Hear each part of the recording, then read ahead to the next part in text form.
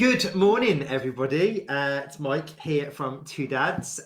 So this is series 2 of our COVID support videos. And as we've mentioned previously, these videos have a different feel to series 1. So series 2 is all about 19 parenting crises. So what has parenting been like for you during lockdown? And I reached out to a number of our friends and our favourite Instagram accounts, be it LGBTQ parents or not.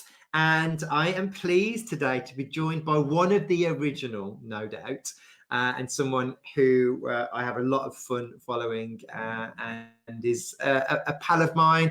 This is Jamie from Daddy and Dad. Hi, how are you doing? I'm good. How are you? Very good, thank you. I've been painting the bathroom this morning, so I've got paint on my hands. What are we going for? What are we doing? We are going for dark grey, which will basically match the hallway, a bit like your background behind you. Yeah. And we're going to go for like mustard yellow and grey accessories. Nice. No, and we haven't decorated for about 15 years, so it's like I had to literally clean all the old wall off first. But anyway, it's looking good. Good. Well, thank you for being here. I've got my. It was normally I encourage people to grab a drink, but we're recording this one a little bit early. Yeah, So 11 a.m. with our coffee. That's good. So, as we know, the thread of these is to talk about parenting, lockdown, the highs, the lows, and to, if nothing else, just to share either how great or how shit it's been. You know, I think for all of us. So I'm thrilled and I'm so grateful that you're here. So for anyone that doesn't yet follow you, which I struggle to believe, tell us about your account and why you set it up. Yeah, well, when Tom and I adopted the boys back in 2014, there really wasn't very much real information for same-sex parents about adoption out there. So we felt that we should plug the gap by setting up a blog, which we did. And we started talking about the realities of the adoption process and what it's actually like and what it feels like when they're placed with you. We basically start our story on the blog, which is daddyanddad.co.uk, right from the very day the kids move in. And to begin with, it was illustrated with little pictures that they drew, because of course we didn't want to share photographs of the kids until a lot later on. And really over the years it grew and grew and became quite a valuable resource for prospective adopters. And adoption agencies and local authorities would refer people to it for like a real life example of what it might be like for someone. And then the Instagram account really started as a spin-off, because I was hosting so many photographs and things on the blog that it was just slowing down. I thought, well, I'll start Instagram. And really it went pretty bonkers from then on. I think people were surprised and really happy to see an example of a family with 2 dads on there, which was quite rare 3 or 4 years ago still. And you know, so we've kept it to most of the happy stuff on Instagram. So lots of smiles, lots of family pictures. We do lots of days out. Lots of little brand collabs and projects. So sort of challenges with brands like eBay and Vodafone. You know, and it's over the years it's become my full-time job. And you, I remember we spoke about this when we worked on a campaign. We were in London at a Dadsnet event, and we spoke about that you had made that transition from the 9 to 5 to this being your full time, didn't you? Yeah, it's more than 9 to 5 now. That's the problem. I know. Tell me about it. I know, but you know, I was always quite creative, but I always wrote. But previously I was a marketing manager before the kids arrived, and so this whole creative career now has given me something to put all my creative focus on, and kept my brain ticking over. And you know, I'm just learning so much all the time. Every single collaboration or partnership we have with a brand, they expect something completely new that I've never heard of. So you know, it's been a real eye-opener, and I really love it. Of course, there is a risk that it completely takes over everything. So for example, running up to Father's Day at the moment is our busiest time of year. And I've basically overcommitted work-wise, and it is really mad. So I'm trying to juggle the kids. Tom still works full time, and all this extra work as well. But you know, it's all positive. I'd really enjoy it. Now you can see that, and you know, and you know, your collabs are really cool, and there's something a bit different about your account. You know, your boys are massively into theme parks, and I secretly think you and Tom. So I think, Oh, I am definitely. yeah, and you can, Yeah. and you get that. It's that authenticness to the account, which is great to Oh, see. thanks. So, lockdown, Yeah. what got you through it, or what's getting you through it? Oh, do you know, I mentioned that I've overcommitted with work. Well, actually, that's a real blessing in disguise because Huh? every single day I'm busy. So while the kids are getting on with their schoolwork on their laptops up in their bedrooms in the mornings, I'm setting up photo shoots and writing captions and press releases and all sorts downstairs in the dining room. So Mhm. it's really kept my mind focused, and given me something to think about. Um, but lockdown generally has been a bit of a mixture for us, you know. Like in some ways, it hasn't been hugely different for me because I work from home anyway. Yeah, same. Yeah, but for Tom, it's been a real challenge because he usually works abroad quite a lot. He's always out and about. He gets up at 5 in the morning and drives down to Cambridge several days a week. Mhm, Um, and so for him to be stuck at home 24/7 for 13 or 14 weeks mhm, has been really hard work for him. mhm. And you know, the kids, they're lovely kids, but they are really irritating and they do get in your way when you're trying to concentrate. Oh, God, Which don't they for just? me, for me though, hasn't been that big an adjustment because I'm always here anyway, doing all the school runs and everything. But for Tom, I think he struggles a little bit. And we are having to be wary about Tom and the fact that he's, you know, really trying to concentrate each day on his Mhm, work. mhm. Yeah. I think, if you're not used to, home working, I think it can be quite tough to get into, really. I think discipline-wise, you need to, Yeah. um, And but then just working with your partner full time is also not fun. Trust me. yeah, no, it's not. And so to solve that problem, because to begin with, for the first few weeks, we were both working at the dining table because we haven't Uh-huh. got a home office here, which was one of the kids' bedrooms before they were placed with us. So anyway, we worked downstairs at the dining table. And that wasn't working because we just ended up sort of scowling at each other. And so anyway, Tom bought a sort of portable desk set up and set it up in the bedroom, which has actually been quite nice for him. Yeah. So, but it does mean that he's in the bedroom literally like 24/7 now. Uh-huh. But Whereas I'm downstairs. But it keeps the stress levels down. I'm absolutely sure. yeah, because the kids don't go in there really, so you know he's out of the way, which works for his job. Whereas Uh-huh. I'm a little bit more. I can be interrupted without causing too many problems. Yeah, sure. What has with you all been, thrown into that melting pot together during lockdown, Yeah. has it made you understand or realize anything different pre-lockdown? Well, yeah, I guess a few things. To begin with, one thing that's really, and it shouldn't have surprised me, but Lyle, our eldest son, he's really inquisitive and super bright. He's a bit like Matilda. And because he's a bit of a football kid and quite streetwise, it's something that we overlook because we obviously don't see him at school. But during lockdown, he's literally read every single book in the house, even grown-up books that belong to No me. way. Yeah, Wow. I know, and all the Philip Pullman books, everything. No way. Um, and my parents, his grandma and grandpa, delivered my old keyboard round last week, just to give him a new kind of hobby to learn. And I think he's been playing it for about 3 days using an app to teach himself how to play it. And he Uh-huh. can already read music after 3 days.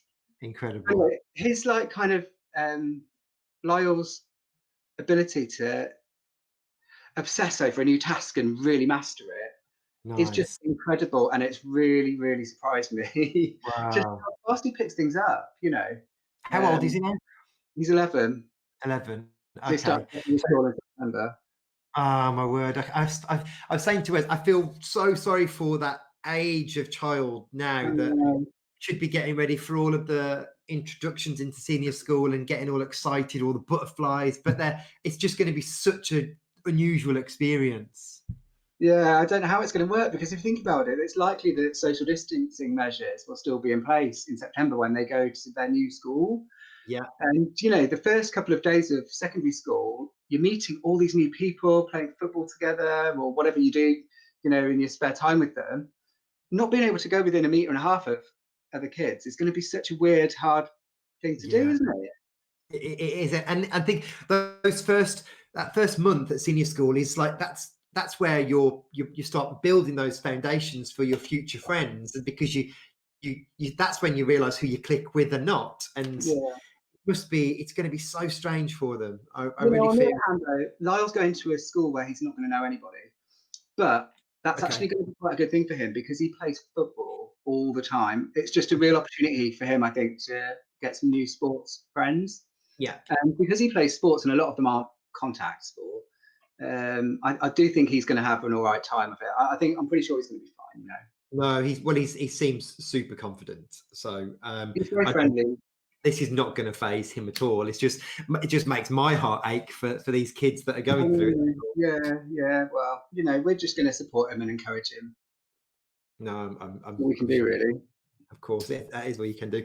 So, what has been your soundtrack to lockdown? What have you been listening to? What's been on your Spotify playlist? What's been on your Apple You know Music? what?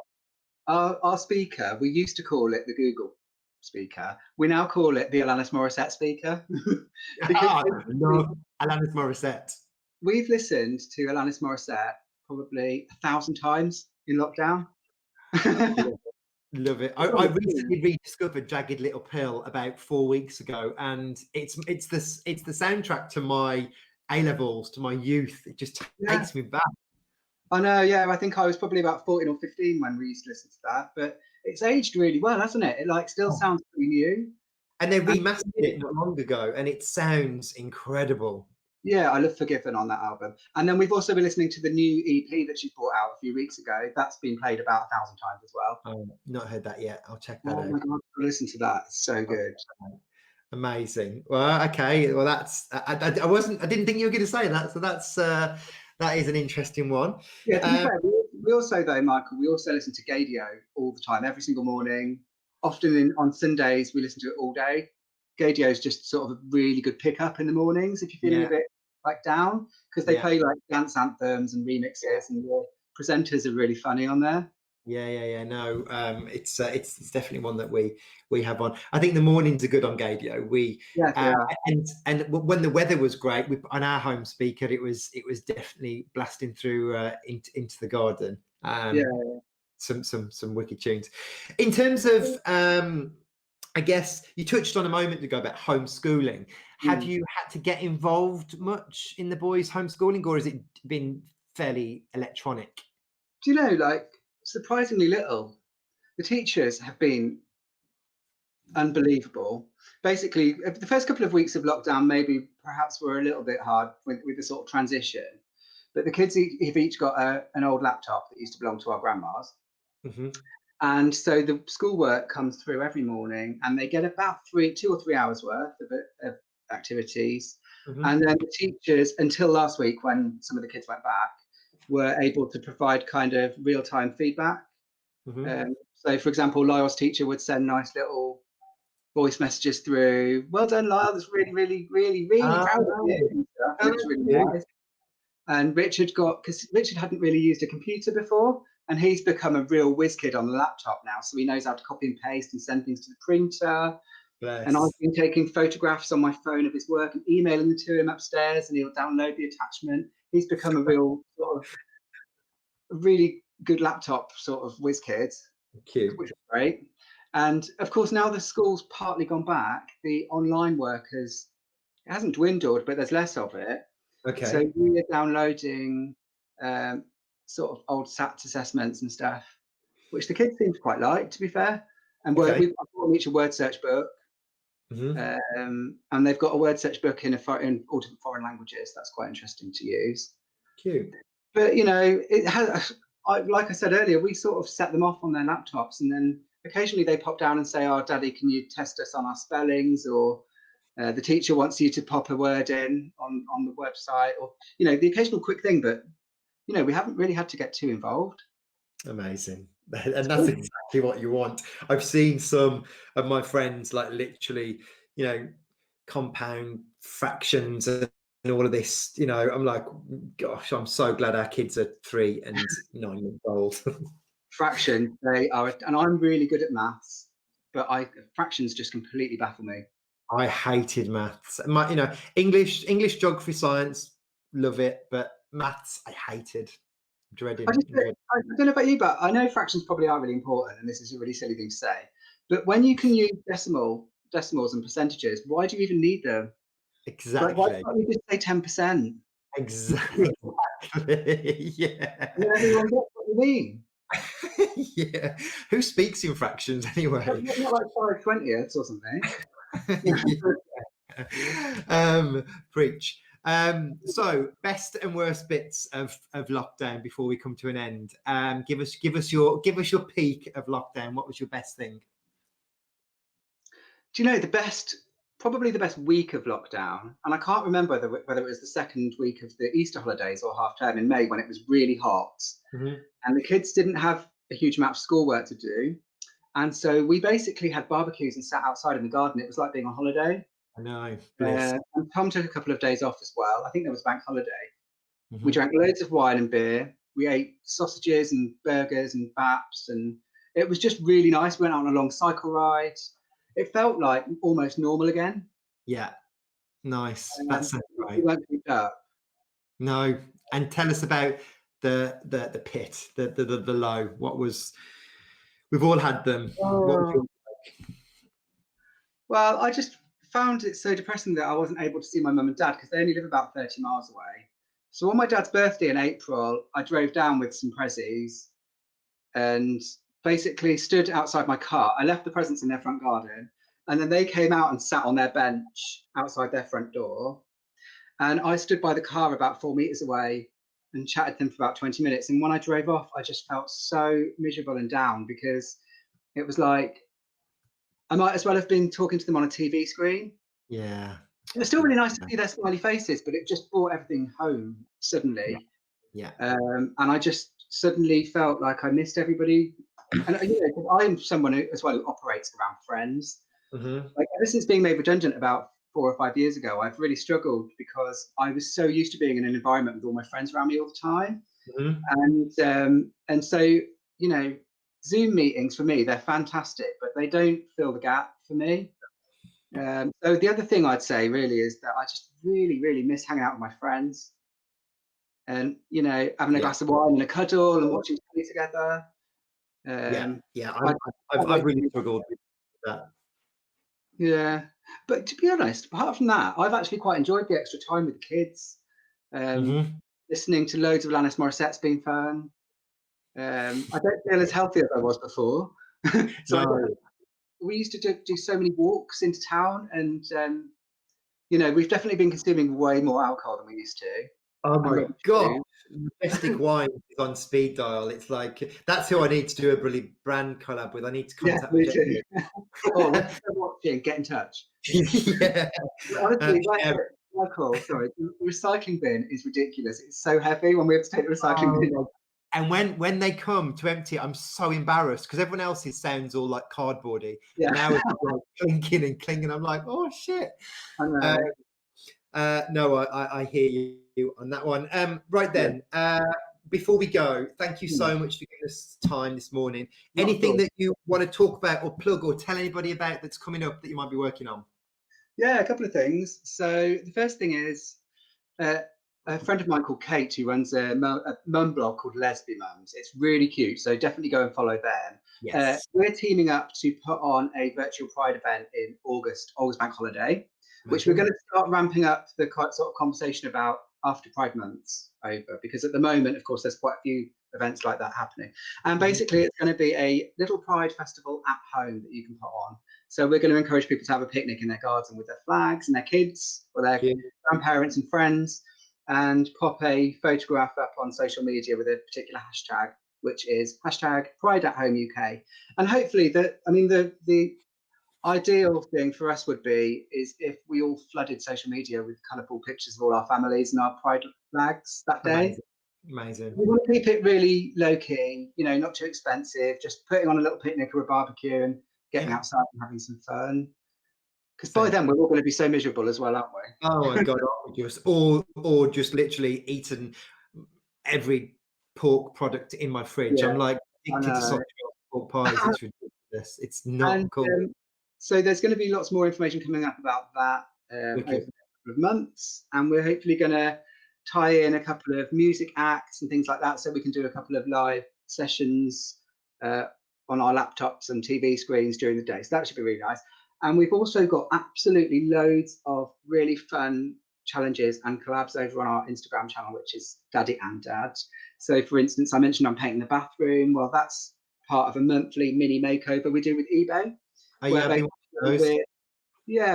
we're basically promoting all their small and medium businesses and sellers because they just need our help really at the moment. Yeah, of course they do. So we're doing a monthly challenge where we do up a little corner of our house and inject a bit of colour. I've seen And and your kitchen. I've seen those too. So the bathroom's the third, yeah, is it? we've done about 5 or 6. The kitchen Okay. was a little herb garden. It's all really cute, like we don't spend much money. Yeah, it's really cute.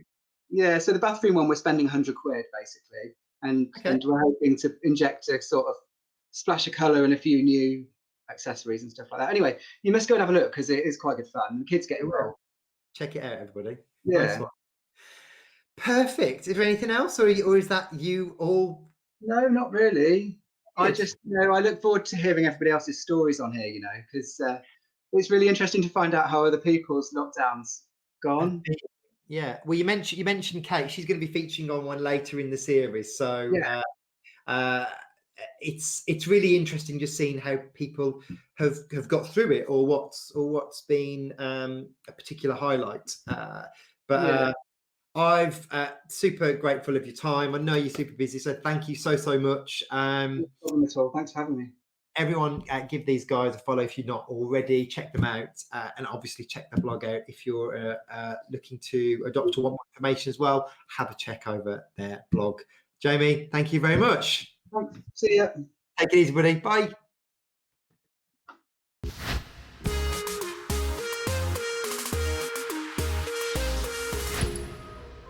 If you like what you've seen so far, head over to our website at www.twodaddies.co.uk.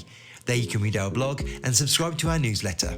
Or find us on Facebook and Instagram, simply searching at twodads.u.k.